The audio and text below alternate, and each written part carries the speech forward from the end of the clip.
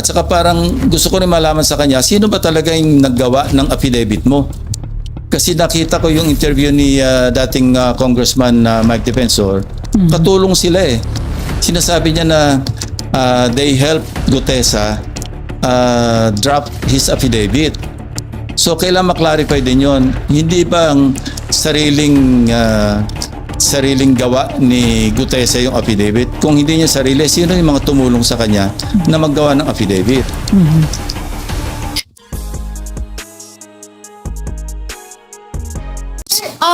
Ano po yung basa or tingin nyo, analysis nyo dun sa situation? Is he hiding or meron po bang nagtatago sa kanya? Hindi ko alam. Yung guess mo is as good as mine, ano? Kasi wala nga nakakalam, tahimik na tahimik. Alam nyo, ganito lang yan, ano? Kung ang hangad mo, mag-prosecute talaga, makapagpa-convict talaga, dapat hindi siya nawawala. Kasi ang pwede lang mag-prosecute sa kanya, DOJ or Ombudsman. Hindi siya mahanap ng DOJ. Hindi siya mahanap ng Ombudsman. Kung ang intention mo, magpropaganda lang, diyan ka sa Blue Ribbon at mawala ka na. Kasi yun lang eh. Sa ngayon, di ba, nagkaroon ng isipan sa mga kababayan natin na siya lang ang nakapag-implicate kay Speaker Romualdez. Yung although kay Congressman Saldico, hindi lang siya, ang dami pang ibang nag-implicate sa kanya, nauna na. Pero ang importante rito, in-implicate niya si dating Speaker Romualdez at nag-iisa siya nakapag-implicate. Pagkatapos nawala siya. So kung ang hangarin mo is talagang logical conclusion, which is to prosecute and convict former Speaker Romualdez, dapat nandito siya. Hindi man sa Blue Ribbon, kung inisip niyang hindi siya makapagtiwala sa Blue Ribbon, humarap man lang siya sa DOJ, humarap man lang siya sa Ombudsman. Kung yun ang hangarin. So now, anong isipin natin? Bakit Blue Ribbon lang at pagkatapos ng isang pagsipot, nawala ka na? So sir, hindi niyo ba tatanungin si Mike Defensor considering na siya ang nagbigay kay Marcoleta? Yun nga, papadala namin yung subpoena through the office of Senator Marcoleta. No? And yung sinasabi niya na ini-spyan ko siya, hindi yun ang dahilan.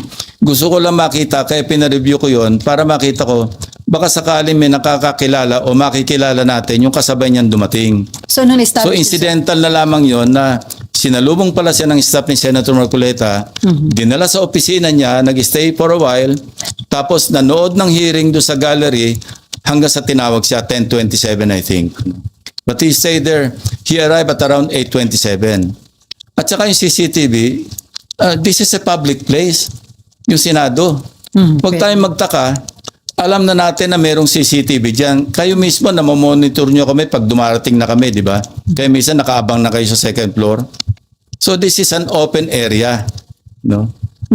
And you know, meron tayong jurisprudence tungkol sa CCTV footages. Yun yung Ople versus Torres. Ang tawag doon, ang doctrine doon, yung reasonable expectation of privacy. Meaning, pag nasa public place ka, i-expect mo naman na yung privacy mo mako-compromise, no? May reasonable expectation privacy. Kung nasa private place ka, now, I heard Senator Marcoleta na kung ako raw ba nagbi-Big Brother o okay lang ba raw na tiktikan niya rin opisina ko? Well, bibigyan ko siya ng logbook kung gusto niya everyday kung sino yung pupunta sa office ko. At walang contractor na pupunta doon. Wala maski sino pupunta except mga official business. Public place to eh. Wag tayong maging onion skin na lalabas yung mga bisita natin o kung sino yung mga pinatawag natin. Dahil CCTV yan eh. Okay, last question, Amar. Sir, mag-a-apply po ba dun kay Gutesa yung pag hindi po siya sumipot after the subpoena ay warrant of arrest yung next? Meron na siyang problema sa prosecution service ng DOJ. Why?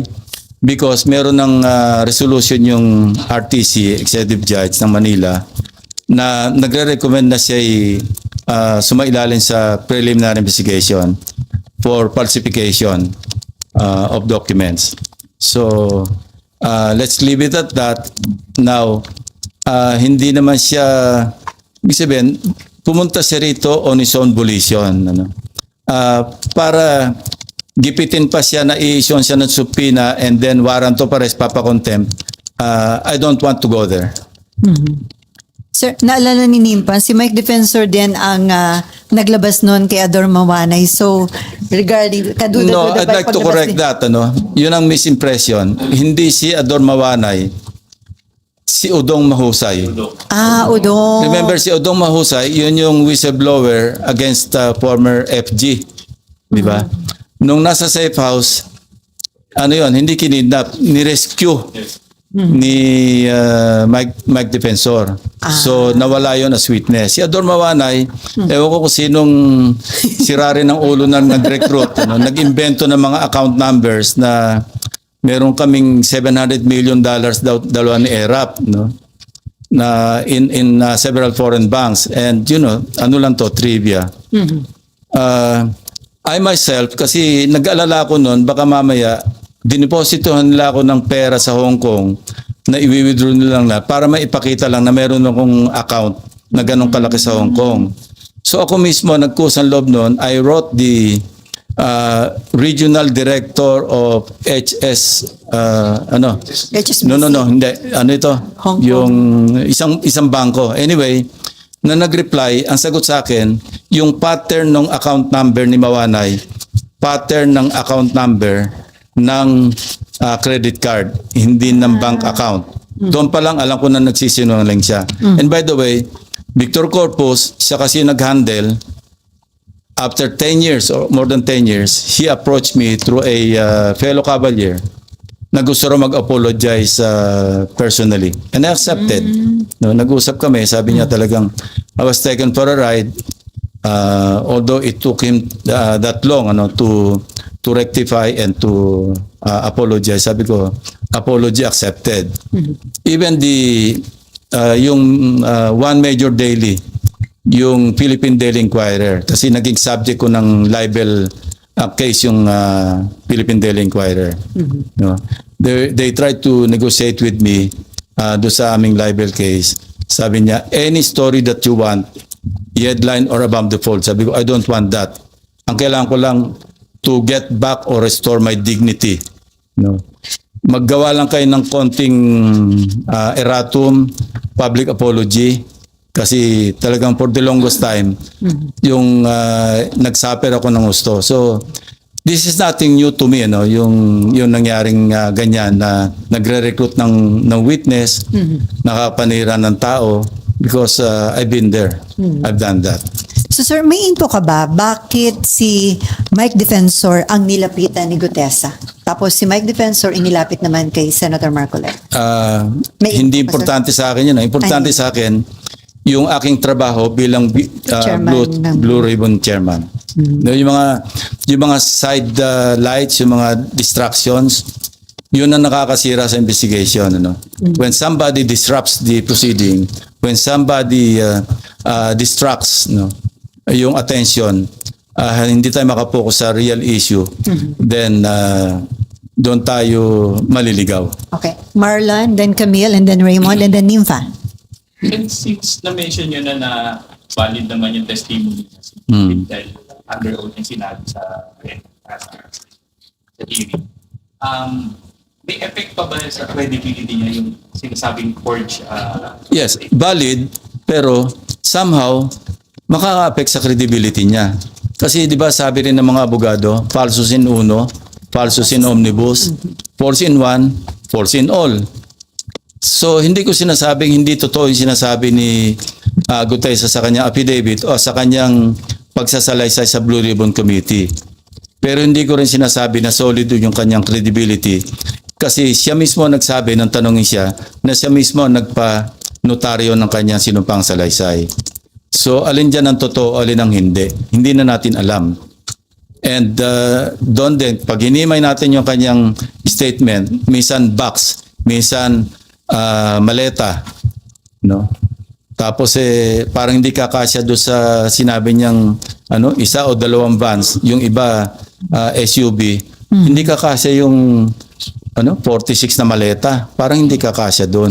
So these are, if we examine the testimony o yung kanyang yung as narrated, ano, titingnan natin lahat yon. And paggawa ng committee report, pati sa recommendation, kung sino ba yung papelan ng charges, all those things will be considered.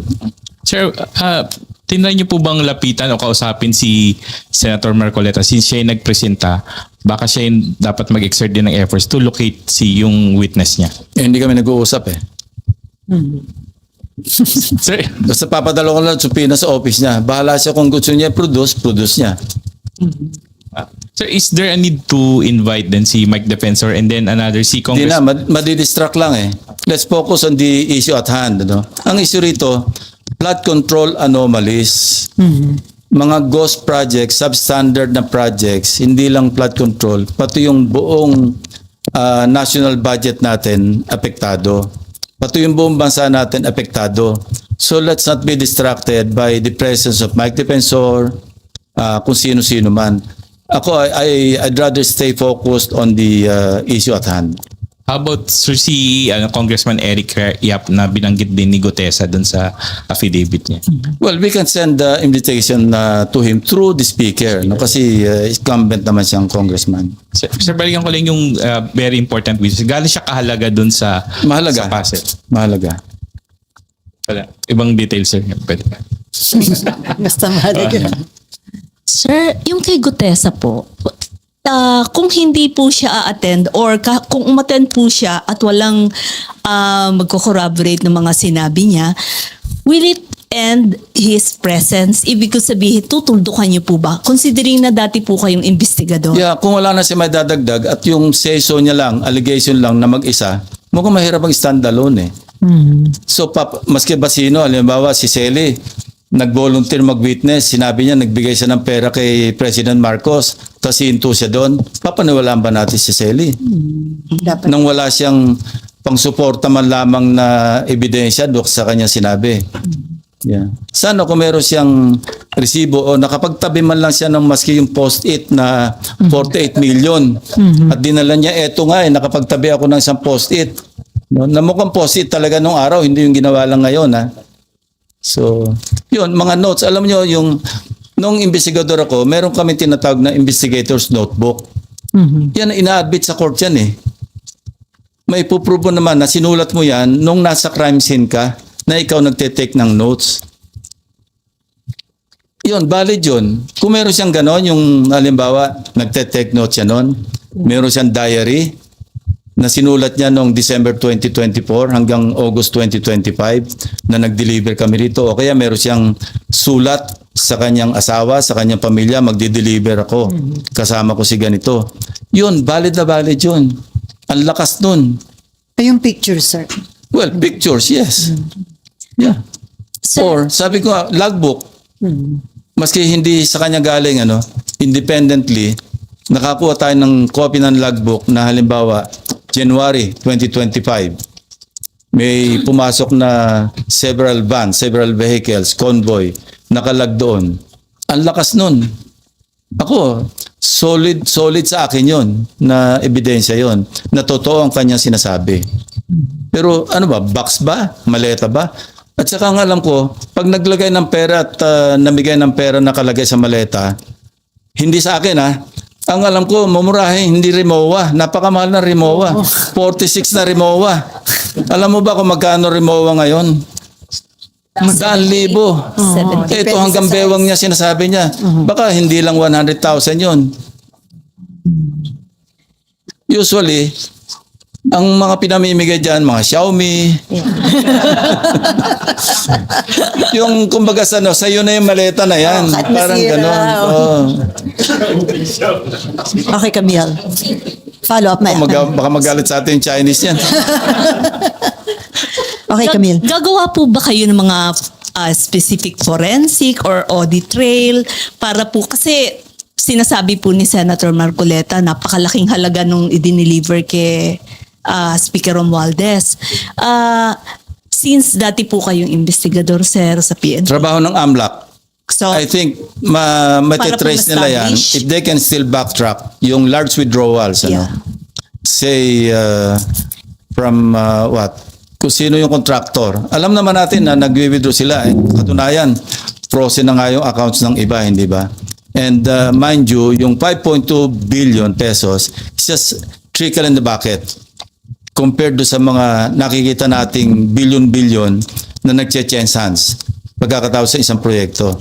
I think AMLAC is on its way to further looking at yung tinatawag na web of accounts. Kasi pag sinabi nating web of accounts, ito yung from one account to another, to another, to another, hagip lahat yun. So I'm just hoping, we can just hope na yung AMLAC will go as far as that. Kasi importante yun because when we amended the Anti-Money Laundering Act, sinama namin yun web of accounts. Lahat ng nadapuan noong transaksyon, halimbawa ni Sims, at yung katransact niya, nakipag-transact sa iba at nakipag-transact sa iba, hagip lahat yun. So para malaki naman yung ma-recover ng government sa mga, hindi lang contractors, kundi doon sa mga tiwali ng mga opisyal, congressmen and senators included.